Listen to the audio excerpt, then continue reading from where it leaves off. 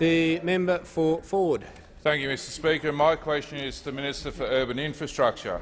During the election, the Turnbull government announced a $215 million commitment to upgrading the M1 Pacific Motorway in Logan and the Gold Coast.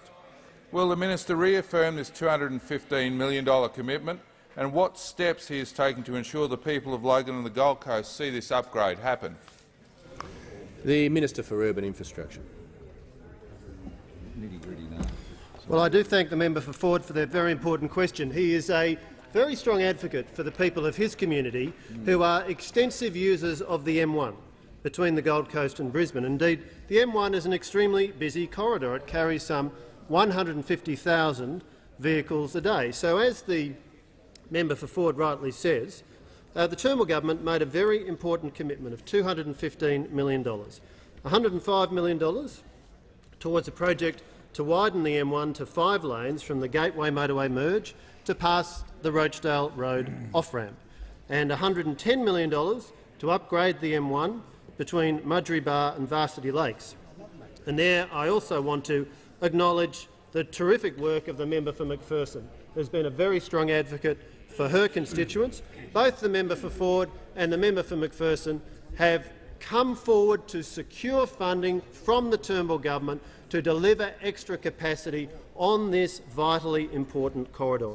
And of course, the Turnbull government proposed that this funding be provided on a 50-50 basis, with the Queensland government to match on the same level, just as previous funding of projects on the M1 have consistently been provided under federal Labor and federal Liberal governments, federal coalition governments, over many years. Unfortunately, it seems that the Queensland government has a different idea, and they've come up with all kinds of reasons why they're not able to provide their 50%.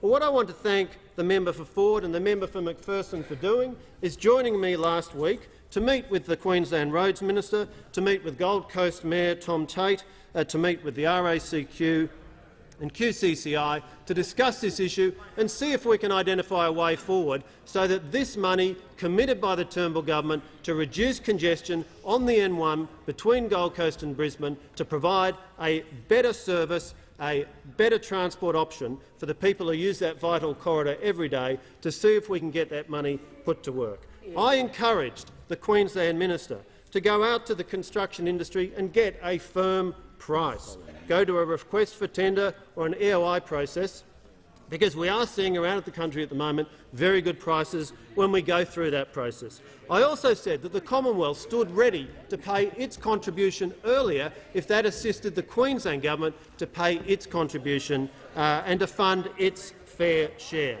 So I want to thank the member for Forde and the member for McPherson. The Turnbull government has put this very significant contribution on the table so we can improve the M1, so we can deliver better transport outcomes for the people of South East Queensland. And I call upon the Queensland government to come forward and provide its fair share. We look forward to working with them so the two governments can deliver the outcome the people of South East Queensland want.